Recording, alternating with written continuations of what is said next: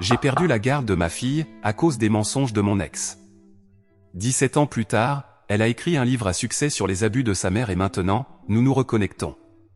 J'ai 42 ans et j'ai découvert que ma fille, Sarah, 17 ans, a écrit un livre exposant la négligence de sa mère, Lisa, 41 ans. Je ne sais pas trop comment me sentir. Ma relation avec Sarah a été une véritable montagne russe au fil des ans. Quand elle est née, j'avais 25 ans et Lisa en avait 24. Nous étions jeunes, naïfs et clairement pas prêts à être parents, mais la vie en a décidé autrement, et nous avons décidé de faire de notre mieux. En grandissant, je n'ai jamais eu un bon exemple de paternité. Mon propre père faisait des allers-retours en prison, et lorsqu'il était là, il était soit ivre, soit en quête de sa prochaine dose. J'ai juré que je serais différent. Je voulais être le genre de père que je n'avais jamais eu, présent, aimant et soutenant. Lisa venait d'une famille aisée, ses parents la gâtaient, lui offrant tout ce qu'elle voulait. Peut-être est-ce pourquoi elle avait tant de mal à affronter les réalités de la parentalité, elle n'était pas habituée à mettre les besoins des autres avant les siens. Quand Sarah est née, je travaillais comme rédacteur junior dans une agence de publicité. Le salaire était décent, mais pas suffisant pour subvenir aux besoins d'une famille dans notre ville chère, alors j'ai pris un deuxième emploi comme serveur le soir. C'était épuisant, mais j'étais déterminé à pourvoir aux besoins de ma famille. Dans mes rares moments de temps libre, j'essayais d'écrire, j'ai toujours rêvé de devenir auteur, créant des histoires qui pourraient transporter les lecteurs dans d'autres mondes. Lisa levait les yeux au ciel lorsqu'elle me surprenait en train d'écrire dans mon carnet, qualifiant cela de mon passe-temps idiot. Nous avions convenu que Lisa resterait à la maison avec Sarah. Je pensais que ce serait bon pour elles deux, Lisa pourrait se lier à notre fille, et Sarah aurait l'attention complète d'un parent. Avec le recul, je me rends compte à quel point j'étais naïf. Dès le début, Lisa semblait désintéressée de réellement s'occuper de Sarah. Elle la laissait pleurer dans son berceau pendant des heures, disant qu'elle l'entraînait à dormir. Quand je rentrais à la maison, épuisé de mon deuxième travail, et trouvais Sarah en train de pleurer, affamée et avec une couche sale, Lisa haussait les épaules et disait qu'elle devait s'être assoupie. Au fur et à mesure que Sarah grandissait et devenait une petite fille, la négligence de Lisa devenait plus évidente. Elle la laissait devant la télévision toute la journée, l'utilisant comme une nounou, pendant qu'elle parlait au téléphone avec des amis ou parcourait les réseaux sociaux. J'essayais de compenser en m'impliquant davantage quand j'étais à la maison, mais j'étais tellement épuisé. Notre mariage s'est rapidement détérioré, nous nous disputions constamment au sujet de la négligence de Lisa envers Sarah. Elle m'accusait d'être contrôlant lorsque je la suppliais de s'impliquer davantage avec Sarah. Elle faisait des crises, disant que je l'étouffais et qu'elle n'avait jamais voulu être mère de toute façon. J'ai suggéré une thérapie, de couple et individuelle, mais Lisa a refusé. Elle disait qu'il n'y avait rien de mal chez elle, que c'était moi le problème.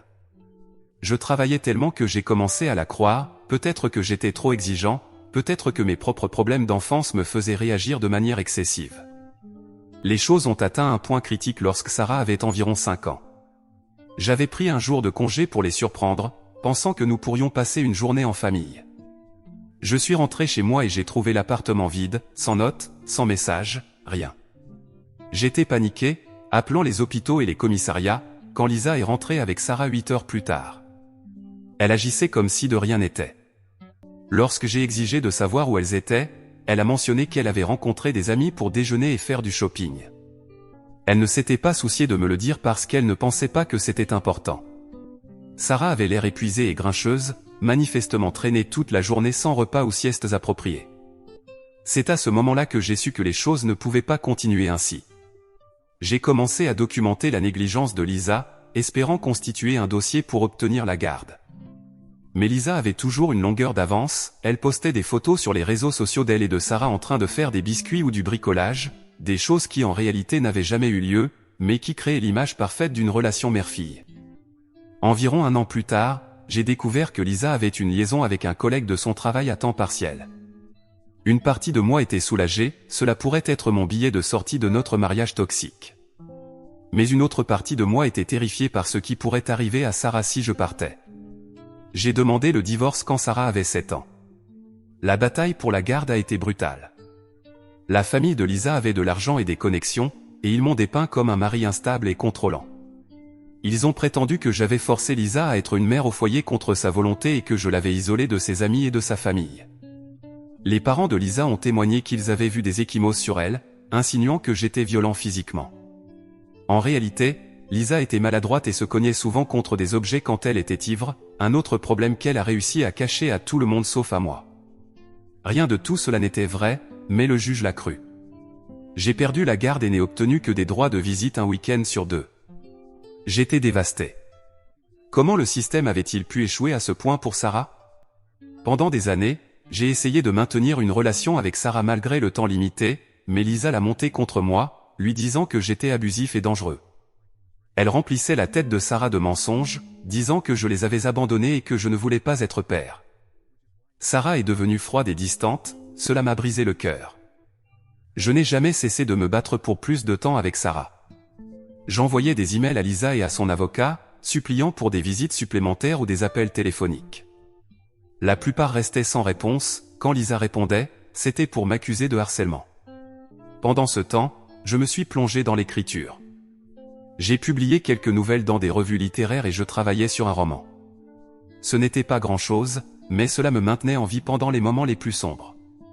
J'ai toujours espéré qu'un jour, quand Sarah serait plus âgée, elle lirait mon travail et comprendrait qui j'étais vraiment.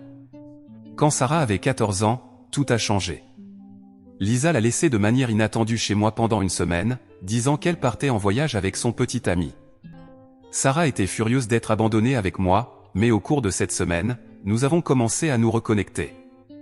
Au début, Sarah était renfrognée et fermée, mais elle a lentement commencé à s'ouvrir.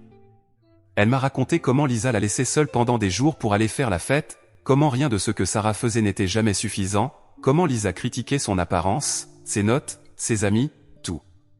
Un soir, en jouant au Scrabble, Sarah avait hérité de mon amour des mots, elle a fondu en larmes et m'a raconté combien elle se sentait seule et effrayée tout le temps, comment elle pensait à s'enfuir, mais n'avait nulle part où aller. C'est alors que j'ai finalement dit la vérité à Sarah sur le divorce et la bataille pour la garde. Elle a été choquée et en colère au début, mais les choses ont commencé à prendre tout leur sens pour elle, toutes les incohérences dans les histoires de Lisa, toutes les lacunes dans ses souvenirs d'enfance. Tout faisait sens maintenant. Après cette semaine, notre relation s'est lentement améliorée.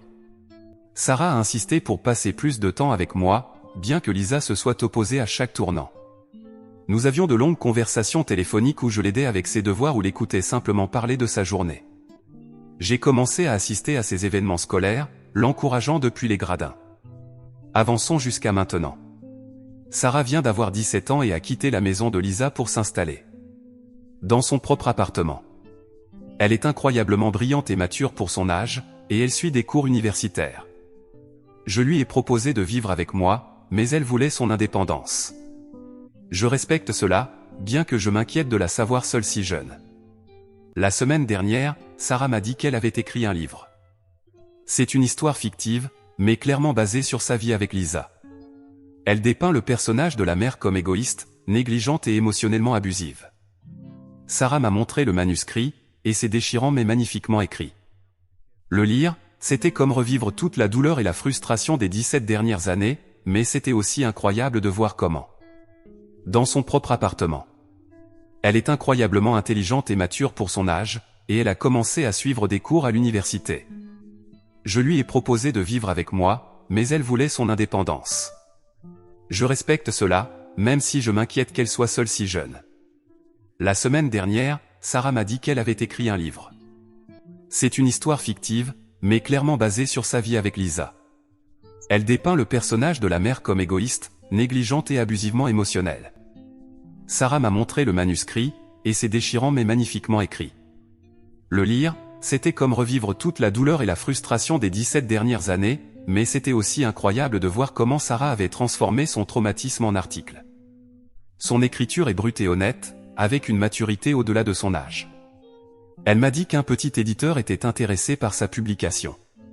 Je suis époustouflé par son talent et tellement fier d'elle pour avoir canalisé sa douleur en art, mais je m'inquiète aussi des répercussions. La préface du livre indique clairement qu'il est inspiré par ses expériences réelles. Je sais que cela dévastera Lisa et détruira probablement leur relation déjà tendue.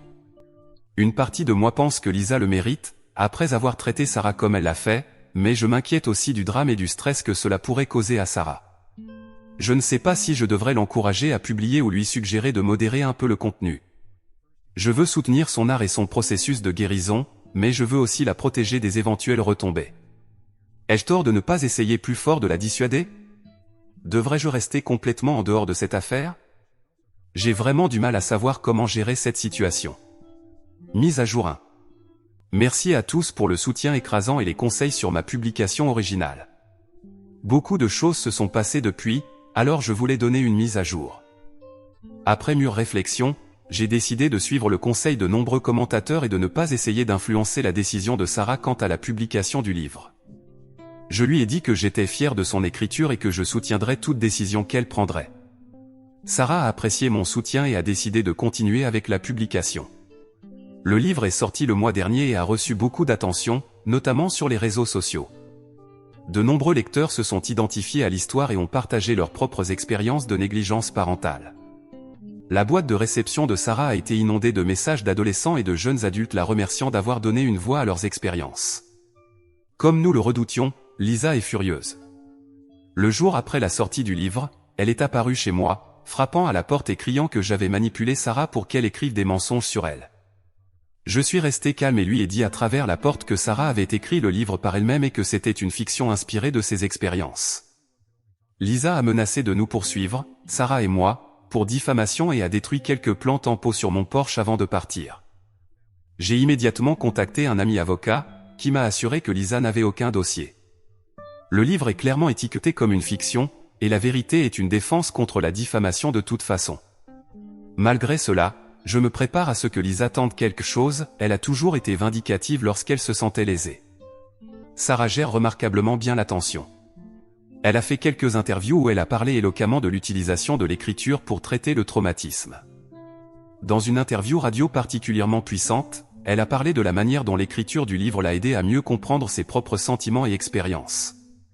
Je suis incroyablement fier de son calme et de sa maturité. Un développement inattendu est que les parents de Lisa, les grands-parents de Sarah, m'ont contacté. Cela m'a surpris, car je n'avais pas eu de nouvelles d'eux depuis le divorce. Ils étaient des témoins clés contre moi dans la bataille pour la garde, témoignant qu'ils avaient vu des signes de mon prétendu comportement abusif. Dans un long appel téléphonique émotionnel, ils se sont excusés d'avoir cru aux mensonges de Lisa pendant le divorce. Ils ont admis qu'ils voyaient maintenant comment elle avait manipulé tout le monde. Apparemment, ils ont confronté Lisa après avoir lu le livre, et elle a eu une crise de nerfs qui a ouvert leurs yeux sur sa vraie nature. Ils m'ont demandé de les aider à se réconcilier avec Sarah, qui a coupé les ponts avec eux. Je suis profondément partagé à ce sujet. D'un côté, je sais qu'ils aiment Sarah et qu'ils ont été trompés par Lisa.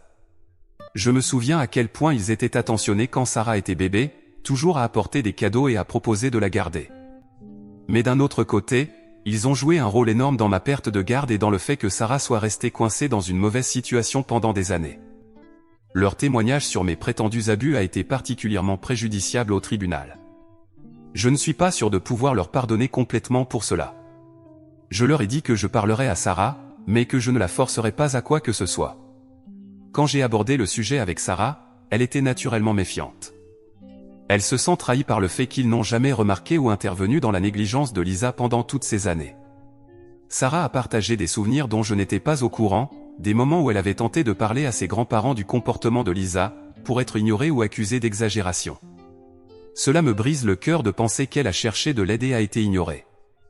J'ai encouragé Sarah à prendre le temps de traiter ses sentiments avant de prendre toute décision concernant ses grands-parents. Je lui ai suggéré qu'elle pourrait vouloir écrire une lettre exprimant ses sentiments, même si elle ne l'envoie pas. L'écriture a été si cathartique pour elle que j'ai pensé que cela pourrait également aider dans cette situation. En attendant, je me concentre sur le soutien de Sarah à travers cette tempête et sur la protection d'elle autant que possible contre la colère de Lisa.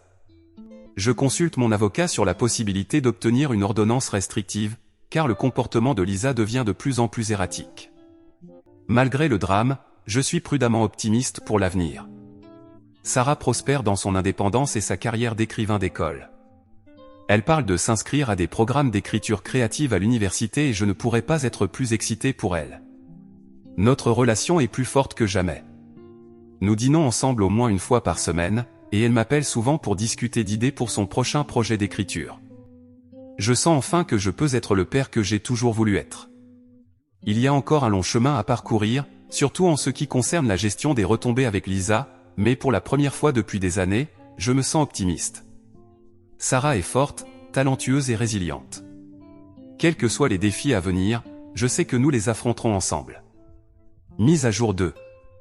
Cela fait quelques mois depuis ma dernière mise à jour et les choses continuent d'être mouvementées. Je voulais partager quelques développements. D'abord, les bonnes nouvelles, le livre de Sarah est devenu un best-seller.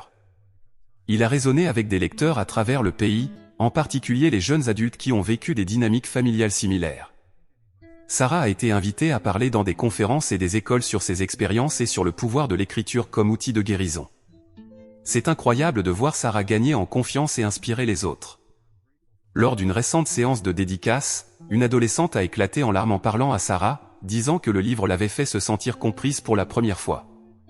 Voir Sarah la consoler avec autant d'empathie et de sagesse m'a rendu incroyablement fier. Maintenant, pour les choses compliquées, comme nous le craignions, Lisa a fini par déposer une plainte en diffamation contre Sarah. Elle a prétendu que le livre était une tentative malveillante de ruiner sa réputation et que tous les événements décrits étaient fabriqués. Heureusement, la prédiction de notre avocat était correcte, et l'affaire a été rapidement rejetée. Le juge a statué que le livre était clairement étiqueté comme une fiction et que Lisa n'avait aucun fondement pour sa plainte. Il a également averti Lisa de ne pas déposer de plainte frivole et lui a suggéré de consulter un thérapeute pour traiter ses problèmes. Cette défaite juridique semble avoir poussé Lisa à bout. Elle a harcelé Sarah constamment, se présentant à son appartement, inondant son téléphone de messages et publiant des choses désagréables à son sujet en ligne. Nous avons réussi à obtenir une ordonnance restrictive, mais Lisa continue de trouver des moyens de la contourner. La semaine dernière, elle a créé des comptes de réseaux sociaux fictifs pour laisser des critiques négatives sur le livre de Sarah et harceler ses partisans. C'est épuisant d'essayer de rester un pas en avant de ces tactiques. Les grands-parents de Sarah ont continué à tenter de se rapprocher, suppliant pour une chance de s'excuser en personne. Après mûre réflexion, Sarah a accepté de les rencontrer, mais seulement en ma présence. La rencontre a été tendue et émotive. La grand-mère de Sarah s'est effondrée en larmes presque immédiatement, disant qu'elle était aveuglée par son amour pour Lisa et qu'elle aurait dû voir la vérité. Son grand-père, toujours plus stoïque, est resté silencieux pendant un long moment avant d'admettre qu'il avait échoué en tant que protecteur de Sarah. Ils ont apporté des albums photos et des souvenirs d'enfance de Sarah, ce qui a suscité quelques souvenirs positifs. Il y avait une photo de l'anniversaire de Sarah pour ses 5 ans. Je n'avais pas été invité, mais c'était agréable de voir Sarah sourire, entourée d'amis et de famille. Sarah a écouté leurs excuses, mais a clairement indiqué qu'elle n'était pas encore prête à leur pardonner. Elle a exprimé sa douleur et sa colère d'avoir été ignorée lorsqu'elle avait essayé de leur parler du comportement de Lisa. Son grand-père, les larmes aux yeux, a admis qu'il pensait que Sarah ne faisait que se rebeller et a regretté de ne pas l'avoir prise au sérieux. À la fin, Sarah a accepté d'avoir des appels téléphoniques occasionnels pour reconstruire lentement la confiance. Je suis fier d'elle pour avoir établi des limites tout en laissant la porte ouverte à une éventuelle réconciliation. C'est plus que ce que j'aurais pu faire à sa place. Dans un retournement de situation surprenant, la sœur cadette de Lisa, la tante de Sarah, nous a contactés. Elle a dit qu'après avoir lu le livre, elle avait réalisé qu'elle avait été témoin de beaucoup du comportement négligent de Lisa, mais qu'elle ne savait pas comment intervenir. Elle a partagé quelques histoires de l'enfance de Sarah qui corroboraient les événements du livre. La tante de Sarah s'est excusée de ne pas en avoir fait plus et s'est offerte comme témoin si jamais nous en avions besoin. Elle et Sarah ont commencé à reconstruire leur relation, se liant par leurs expériences partagées avec la personnalité difficile de Lisa. Quant à moi, je m'adapte encore à mon nouveau rôle de père d'une auteure célèbre. C'est surréaliste de voir le livre de Sarah en magasin et d'entendre des gens en parler. J'essaie de respecter sa vie privée tout en étant là pour la soutenir à travers tout cela. Récemment, Sarah m'a demandé de l'aider à écrire un mémoire sur notre parcours vers la réconciliation. Je me sens honoré, mais aussi nerveux à l'idée de raviver des souvenirs douloureux. Nous avons convenu de prendre notre temps et de ne partager que ce avec quoi nous nous sentons tous les deux à l'aise. Nous avons commencé à avoir des séances d'écriture ensemble, partageant des histoires et comparant nos souvenirs des événements. Cela a été difficile, mais aussi thérapeutique. Il y a eu des larmes et dans l'ensemble, je suis prudemment optimiste quant à l'avenir. Sarah prospère dans sa carrière et dans sa croissance personnelle. Notre relation est plus forte que jamais. Il y a encore du drame avec Lisa, mais nous apprenons à le gérer en équipe. Je me sens enfin être le père que j'ai toujours voulu être. Mise à jour 3. Je voulais fournir une dernière mise à jour sur cette situation, car il y a eu des développements majeurs. La plus grande nouvelle est que Lisa a finalement accepté d'aller en cure de désintoxication. il s'avère qu'une grande partie de son comportement erratique était alimentée par une grave dépendance à l'alcool qu'elle avait cachée pendant des années. En y repensant, il y avait des signes que j'aurais dû reconnaître, les sautes d'humeur, le sommeil irrégulier, les maux de tête constants qui la clouaient au lit toute la journée, mais elle était toujours très douée pour le cacher, du moins à ceux qui ne vivaient pas avec elle. Le fond du gouffre de Lisa est survenu lorsqu'elle est arrivée ivre à une séance de dédicace de Sarah et a provoqué une scène. Elle a titubé dans la librairie, en balbutiant des accusations contre Sarah, l'accusant d'être une menteuse ingrate. La sécurité a dû l'escorter dehors pendant qu'elle criait des obscénités. C'était humiliant pour tout le monde, mais surtout pour Lisa. Lorsque les vidéos de l'incident sont devenues virales en ligne, la tante de Sarah a organisé une intervention avec le reste de la famille. Lisa a initialement résisté, affirmant que tout le monde était contre elle, mais face à la possibilité de perdre le contact avec toute sa famille, elle a finalement accepté un programme de réhabilitation en centre fermé de 90 jours. Cela fait maintenant un mois qu'elle est en cure. Sarah est prudemment optimiste, mais elle ne se fait pas trop d'illusions. Je l'ai encouragée à participer à des réunions d'Al-Anon pour les proches des alcooliques. Elle était hésitante au début, mais après quelques séances, elle a trouvé utile de se connecter avec d'autres personnes qui comprennent ce qu'elle a vécu. Cela lui a donné une nouvelle perspective sur le comportement de Lisa, bien que cela ne l'excuse pas. Dans des nouvelles plus positives, le mémoire de Sarah sur notre réconciliation a été publié la semaine dernière. La réponse a été écrasante. Tant de personnes ont pris contact pour partager des histoires similaires de guérison de relations familiales. Cela a ouvert des conversations importantes sur les traumatismes intergénérationnels et les effets à long terme de la négligence parentale. Écrire le livre ensemble a été un processus émotionnel, mais cathartique.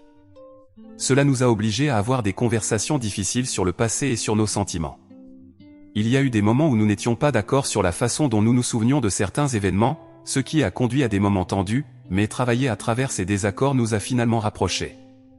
Un chapitre particulièrement difficile à écrire était celui sur les années qui ont suivi immédiatement le divorce. J'ai dû affronter le fait qu'il y a eu des moments où j'aurais pu me battre plus fort pour être dans la vie de Sarah. Il était douloureux d'admettre mes propres lacunes en tant que père, mais Sarah a apprécié mon honnêteté. Le livre explore également comment mon enfance avec un père absent a affecté ma façon d'être parent. Il était difficile d'être vulnérable à propos de mes insécurités et de mes peurs, mais Sarah a dit que cela l'a aidé à mieux me comprendre. Je suis tellement reconnaissant d'avoir eu l'opportunité de raconter mon côté de l'histoire et que Sarah l'écoute vraiment. La relation de Sarah avec ses grands-parents s'est lentement améliorée. Elle n'est pas prête pour une relation étroite, mais ils se parlent occasionnellement au téléphone. Ils ont commencé une thérapie pour travailler sur leur culpabilité et apprendre à mieux soutenir Sarah.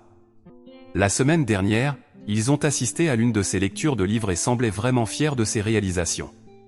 Quant à moi, j'ai commencé à encadrer d'autres pères qui ont perdu la garde de leurs enfants. Partager mes expériences et offrir mon soutien a été incroyablement gratifiant. Cela m'a aidé à traiter mon propre parcours et à transformer ma douleur en quelque chose de positif. J'envisage même d'écrire un guide pour les pères qui naviguent dans le système judiciaire familial. Sarah prospère dans sa carrière et dans sa vie personnelle. Elle a récemment commencé à sortir avec quelqu'un qui semble bien la traiter. Cela a été un ajustement pour moi de la voir dans une relation adulte, mais je suis heureux qu'elle ait trouvé quelqu'un de bienveillant. La voir heureuse et confiante est la plus grande récompense que je puisse demander en tant que père. Il y a encore des défis à venir, surtout lorsque Lisa sortira de cure. Nous ne savons pas si elle maintiendra sa sobriété ou comment elle s'intégrera dans nos vies à l'avenir. Sarah a clairement indiqué qu'elle est ouverte à reconstruire une relation avec Lisa, mais seulement si Lisa continue de travailler sur elle-même et respecte les limites de Sarah. Pour l'instant, nous prenons les choses un jour à la fois. Sarah et moi avons un rendez-vous hebdomadaire pour dîner ensemble tous les dimanches, où nous rattrapons notre semaine et nous soutenons dans les défis que nous rencontrons. Cela est devenu une tradition précieuse pour nous deux. Je n'aurais jamais pu imaginer, pendant ces années sombres où Sarah était distante et où je me sentais impuissant à l'aider, que nous en arriverions là. Notre parcours a été douloureux et compliqué, mais je suis reconnaissant de l'endroit où il nous a conduits. Quoi qu'il arrive ensuite, je sais que Sarah et moi l'affronterons ensemble.